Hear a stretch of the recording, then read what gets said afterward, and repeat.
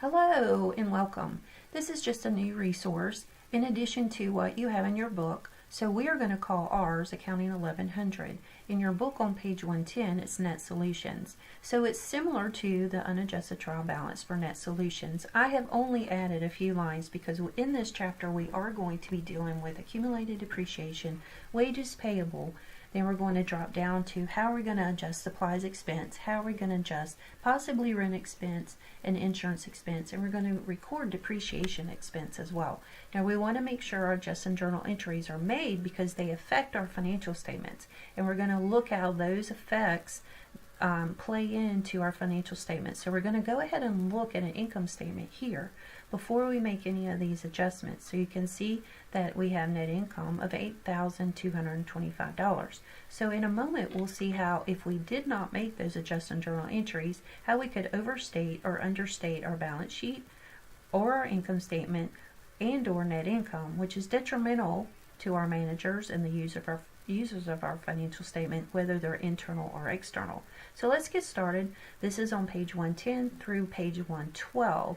In your book, you can also use Net Solutions journal entries, but they are the same, but you can see them just a little bit different if you want to read through your book and then use this video as a supplemental resource as well. So here's our transactions. We're going to do the adjusted journal entry for the end of the month, December 31, 2017.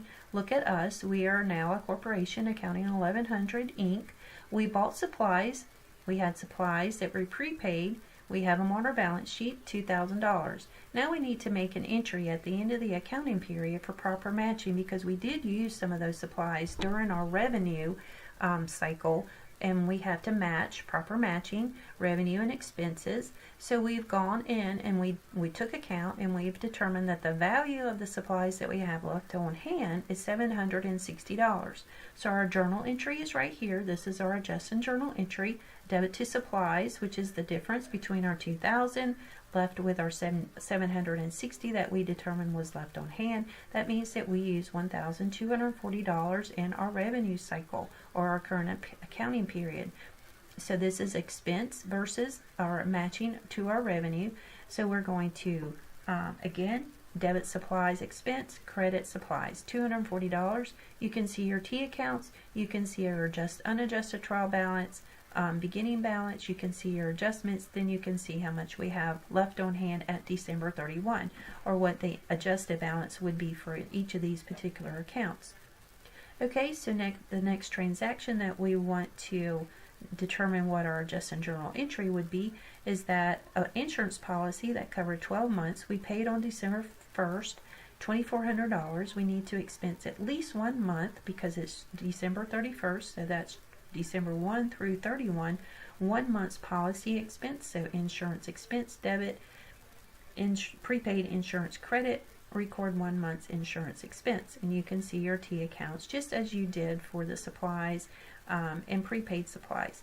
Now one note that I want to make is that it also in our book, this does not require an adjusted journal entry. We only paid 1 month, which requires no AJES, which is an adjusted journal entry, because we're just going to straight record that. We're going to record rent expense and cash. It doesn't require any kind of adjustment. It just goes straight to our income statement.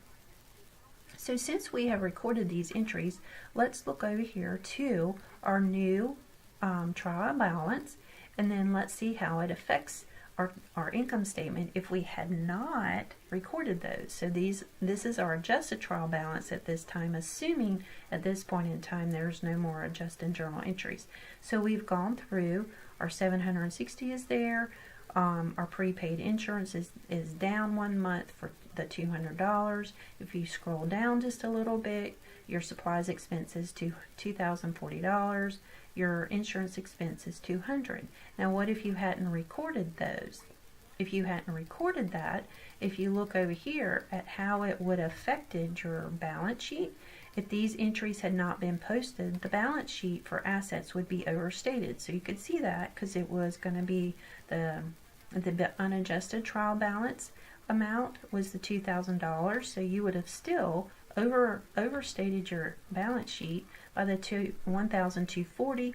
You would have overstated prepaid insurance by $200. You would have understated expenses, because this would have only reflected the $800, so it would have been understated. Your insurance expense also would have been understated. So if you roll down to your income statement, if you had not made these entries, you would have overstated net income by $1,440. So hopefully you can see that in order to make these entries and make the effect of our income statements correct in our balance sheet and in our reporting, we need to make sure that we properly match revenue and expense in order to have a clear picture of what the business has done during this particular accounting period and make sure that we're in compliance with GAAP.